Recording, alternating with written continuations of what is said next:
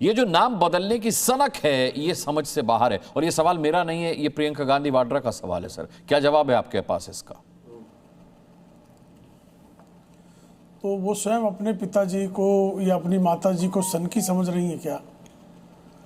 जी राम जी नाम उनकी माताजी ने तो रखा नहीं है। नहीं, वही तो कह रहा हूं मैं, सुन लीजिए। अच्छा, जवाहर रोजगार योजना जो है राजीव गांधी ने शुरू किया था और वही कालांतर में महात्मा गांधी जो है योजना के नाम से, मनरेगा के नाम से हो गया। तो जवाहर योजना से जब उसको महात्मा गांधी योजना बना दिया गया तो श्रीमती सोनिया गांधी क्या सनकी थी या सनक सवार थी इन पर? तो इस तरह के शब्दों का प्रयोग करने के पहले थोड़ा सा पूर्व इतिहास को भी जो है जांच लेंगी तो उनको इस तरह की जो है गलतियां करने का अवसर नहीं रहेगा। लेकिन कहाँ से, कौन सिखाए इनको? क्योंकि जो कांग्रेस का जो ट्यूशन क्लास है बहुत कमजोर है। आदरणीय प्रधानमंत्री नरेंद्र मोदी जी 2005 में जो रोजगार गारंटी योजना लागू हुई उसकी तुलना में विकसित भारत की दिशा में बेहतर योजना ला रहे हैं। और उसमें अगर महात्मा गांधी के आराध्य प्रभु रामचंद्र जी के नाम पर संक्षेपीकृत शब्द का योजना तैयार होती, विकसित भारत रोजगार आजीविका मिशन ग्रामीण योजना अगर तैयार होती है, लेकिन उस पर भी विवाद है। शशि थरूर साहब ने कहा कि संविधान सम्मत नहीं है ये नाम। आपने राम जी का नाम लाने के लिए कई भाषाओं का इस्तेमाल किया है। इसमें साफ तौर पर रोजगार एंड आजीविका, मतलब ये समझ में नहीं आया हिंदी अंग्रेजी का ये मिश्रण आपने जबरदस्ती जी राम जी करने के लिए क्यों किया है, जो कि संविधान सम्मत नहीं है? तो जवाहरलाल नेहरू मिशन या महात्मा गांधी रोजगार मिशन जो है वो संविधान सम्मत था, उसमें अंग्रेजी के शब्दों का प्रयोग नहीं था।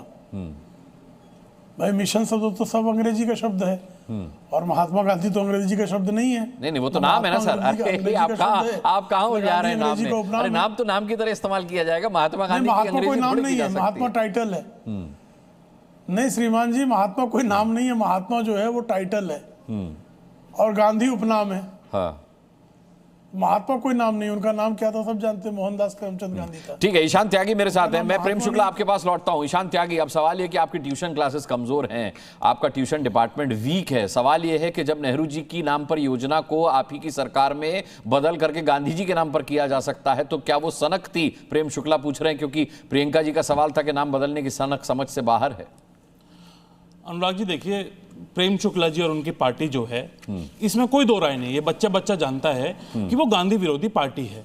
जो गोडसे की मानसिकता वाले लोग हों, जो गोडसे की विचारधारा वाले आराध्य राम के ऊपर नाम रखा है उन्होंने। आप गांधी विरोधी आपने एक मिनट, मैंने तो बोलना ही शुरू किया अभी। नहीं, आप बोलिए जब तक। प्रेम शुक्ला जी ने बोला, आपने उनसे काउंटर क्वेश्चन पूछा, कम से कम बीच में मत बोलिए, उसके बाद काउंटर क्वेश्चन कर नहीं, काउंटर क्वेश्चन तो मैंने प्रेम जी से बिल्कुल किया, आपने बीच में मत टोकिए। लेकिन आपने देखिए, आप जो गांधी की विचारधारा वाले लोग हैं जैसे कि हम लोग हैं, उनका हमेशा विरोध करते हुए इनकी पार्टी आई है।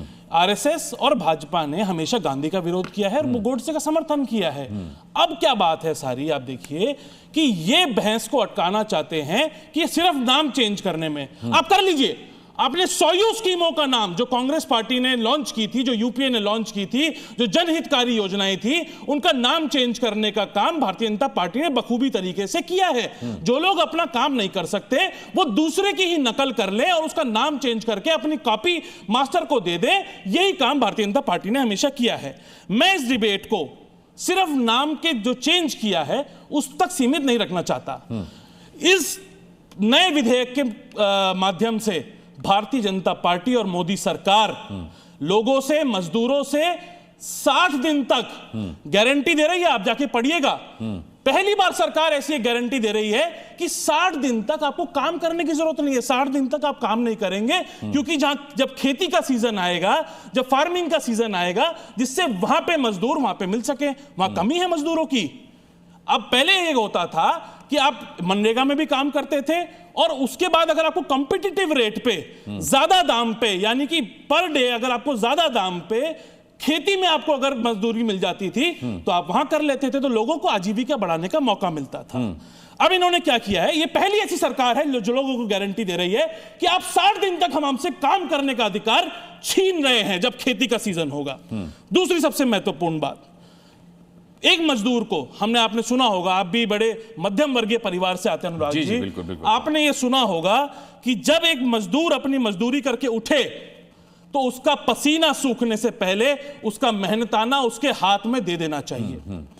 बंगाल का एक केस मैं आपको बताता हूं। 2022 से हजारों करोड़ रुपए केंद्र की सरकार ने जो बकाया था मजदूरों का, मनरेगा के मजदूरों का, वो नहीं दिया है और सुप्रीम कोर्ट में भी सुप्रीम कोर्ट में उसके खिलाफ याचिका दायर करी थी, जहां इनको मुंह की खानी पड़ी। तीसरी सबसे महत्वपूर्ण बात, पहले क्या होता था कि केंद्र की सरकार 90% इसका जो खर्चा है वो उठाने का काम करती थी और ये डिमांड ड्रिवन एक स्कीम थी कि अगर किसी व्यक्ति को, अगर किसी मजदूर को रोजगार चाहिए मनरेगा में, तो सरकार, ये गारंटी, सरकार की जिम्मेदारी बनती है, ये गारंटी है कि उसको रोजगार मिलेगा। अब इसको केंद्रीकरण करने का काम आदरणीय प्रधानमंत्री नरेंद्र मोदी जी की सरकार कर रही है कि जब हम चाहेंगे, जहां हम चाहेंगे, जैसे हम चाहेंगे, जिस रेट पे हम चाहेंगे, उस रेट पे आपको हमारे लिए बंधुआ मजदूरी करनी होगी। ठीक है। तो ये सारे जो सवाल है और कई सवाल है, मैं अभी आपके चैनल के माध्यम से उठा दूंगा उनको भी। अब आपका कोई काउंटर क्वेश्चन हो तो कर लीजिए। ठीक है, नहीं, काउंटर क्वेश्चन मैं करूंगा।